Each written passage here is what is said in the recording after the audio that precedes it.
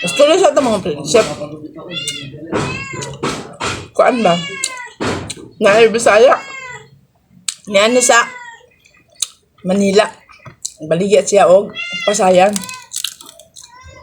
Ano siya ba kay aron niya? Kaingin niya. Dali ra din magbaligya.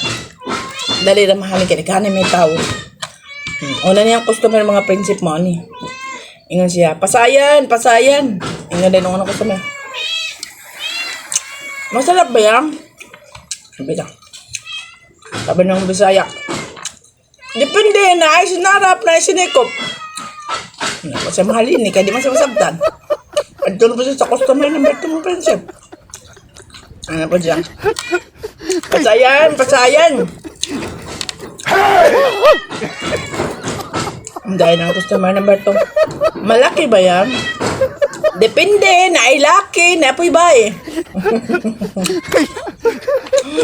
Yeah. Nagyadang at mga prinsip. Mahal ba yan pa masaya pero hindi sa Manila? Nga, wag mo siya.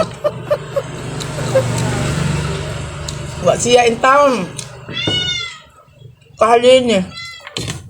Kaya, kailangan mga prinsip. Makamaog yung tamutoon no mas story bis kang hain ka pa inyong. No, kaya. Dili sa mapala atong Bisaya nga. Nagbaligya og hipon. Anis Manila. Wag siya mahalin eh. Kaya, hinaman ang iyang pick up. O kailangan. Tuon kung Tagalog. Ano siya mahalin? Nga kung Tagalog. Usahay namin makaswerte po. Nga. Eh mo kung yan, makasabot po doon. Bisaya. Tari atong Bisaya gihapon, ipalit siya. Ngayon niya. Ay, time pa.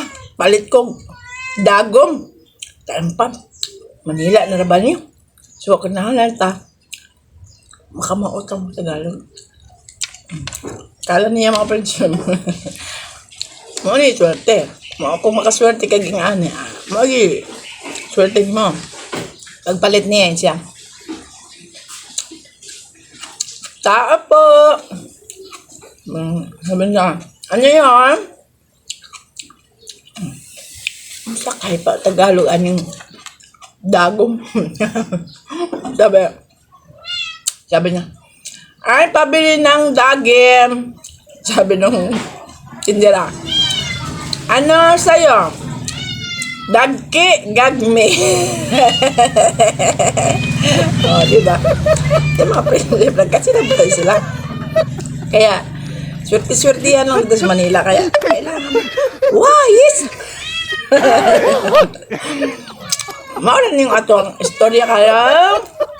Panilto ha. Istorya sa taong napas mo na ron. Ako mga rin, sukuhan na kayo. Wala na ako mabilis. Nuhot na ako. Bye-bye mga prinsip.